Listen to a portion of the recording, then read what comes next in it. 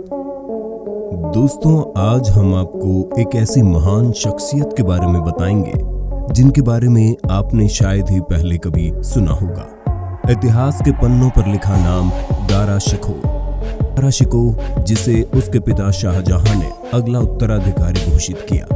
वो दारा शिकोह जिनके एक हाथ में कुरान थी और दूसरे हाथ में उपनिषद। दारा मानते थे कि हिंदू और इस्लाम धर्म की बुनियाद एक है।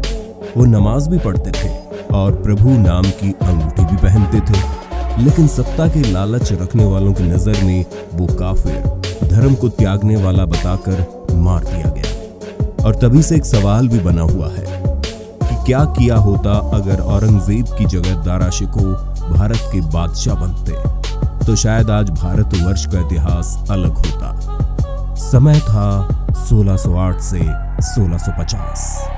मुगलों के 5वें बादशाह शाहजहां का। ये वो समय था जब दिल्ली में लाल किला बना। अपनी बीवी की याद में शाहजहां ने विश्व प्रसिद्ध ताजमहल बनवाया। और इसी बीच दारा शिकोह का जन्म 20 मार्च 1615 में हुआ। इनके 3 भाई भी थे, शुजा, औरंगजेब और मुराद। तीनों भाई में बड़ा होने के साथ ही इनकी सोच भी बड़ी थी। बचपन में इन्होंने सैन्य अभ्यास, शिकार, सैन्य कौशल भी सीखा, पर इनका झुकाव बचपन से ही पढ़ाई की तरफ ज्यादा था। दारा शिकोह की रुचि सबसे ज्यादा धार्मिक पुस्तकें और उपनिषद में थी। दारा शिकोह ने भागवत गीता से लेकर सूफी संतों की रचनाओं का भी अध्ययन किया था। ये पढ़ने के इतने शौकीन थे कि मिस्र, तुर्की, यूनान से पुस्तकें मंगवा कर पढ़ते थे। इसी कारण शाहजहां हमेशा ये चाहते थे कि दारा ही भारतवर्ष के बादशाह बने, लेकिन दारा का मन तो धार्मिक चिंतन में रमा रहता था। और इसी रास्ते पर चलकर उन्होंने शेख मीर मैदक को अपना गुरु बनाया। ये एक महान सूफी संत थे और कुछ समय बाद इनकी मृत्यु हो गई, जिस कारण दारा का मन बहुत विचलित हो गया था। और वहीं फिर आगे चलकर लाहौर में इनकी मुलाकात हिंदू संत बाबा लाल बैरागी से हुई। और कहा जाता है कि दारा के मन में बहुत सवाल थे और वे 9 दिनों तक लगातार बाबा बैरागी से प्रश्न पूछते रहे और बाबा ने सभी के उत्तर भी दिए। और दारा बाबा की बातों से बहुत प्रभावित हुए और उन्होंने फिर उपनिषदों का ट्रांसलेशन फारसी भाषा में करवाया। और कहा जाता है कि दारा ने 40 संस्कृति विद्वानों की सहायता भी ली थी। और इसी के फलस्वरूप उन्होंने सीने अकबर नाम की पुस्तक रचना की, यानी कि महान रहस्य। और इस पुस्तक ने भारत की महिमा पूरे विश्व में फैलाई। दारा शिकोह का ईमान एक बुनियादी होने के कारण ये कट्टर पंथियों की नजर में आ गए। इनमें से एक दारा का भाई औरंगजेब भी था। और जब ये बालिग हुए, शाहजहां ने 4 बड़ी रियासतें अपने 4 बेटों में बांट दी। शुजा को बंगाल, औरंगजेब को दक्कन, मुराद को गुजरात और दारा को पंजाब की सबसे बड़ी जागीर दे दी गई। लेकिन शाहजहां दारा से बहुत प्रेम करते थे, इसलिए शाहजहां ने दारा को दिल्ली से कभी दूर नहीं रहने दिया। और इतिहासकार कहते हैं कि शाहजहां ने अपनी गद्दी के पास दारा के लिए एक सोने की कुर्सी अपने साथ लगवाई थी। और 1654 में दारा को सुल्तान बुलंद इकबाल की पदवी दे दी गई। और समय का चक्र बदला।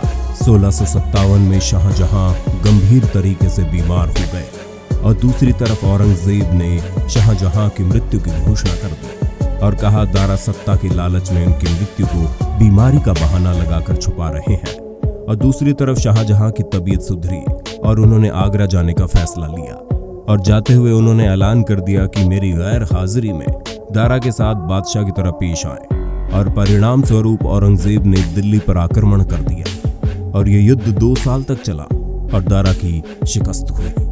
युद्ध जीतने के बाद औरंगजेब ने शाहजहां को आगरा में नजरबंद करवा दिया और अपने सिर पर बादशाह का ताज पहनकर आलमगीर की उपाधि ले ली। और दारा को गंदे और फटे कपड़े पहनवाकर औरंगजेब ने पूरी दिल्ली में घुमाया और भारी मात्रा में लोग घर से बाहर निकले। कुछ लोगों ने अपना गुस्सा दिखाकर सेना पर पथराव किया और कुछ फूट फूट कर रोने लगे। कहते हैं रास्ते में दारा शिकोह से एक भिखारी ने कुछ मांगा और दारा ने अपनी चद्दर उतार कर उस भिखारी को दे दी। दारा उस समय में उन लोगों की नजर में एक नायक की तरह नजर आ रहे थे। औरंगजेब से ये बात सब्र नहीं हुई और दारा शिकोह को काफिर घोषित कर सर कलम करवा दिया गया। कहते हैं औरंगजेब ने दारा का सिर धुलवाया और प्लेट में सजाकर अपने सामने पेश करवाया। दारा की मृत्यु के बाद औरंगजेब ने कट्टर धार्मिक नीति लागू की। हिंदू शासकों की आवाज को दबाने के लिए हिंदुओं का दमन शुरू कर दिया गया। जजिया कर फिर से शुरू कर दिया गया और हिंदुओं के त्योहारों पर और पाठशालाओं पर प्रतिबंध लगा दिए गए। दोस्तों, नीचे कमेंट में लिखकर बताइए क्या होता अगर दारा शिकोह उस वक्त भारत के शासक बनते और आज का भारत कैसा होता। धन्यवाद।